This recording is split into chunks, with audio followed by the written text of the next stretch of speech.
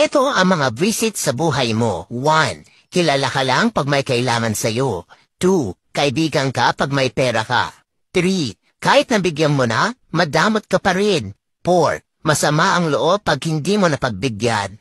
5. Hindi marunong magpasalamat. 6. Inggitero o inggitera. 7. Nagtatago kapag siya meron. 8. Hindi natutuwa kapag kumaangat ka. 9. Mabait sa'yo pag may hinihingi na pabor. 10. Kaibigan ka daw pero inilalaglag ka.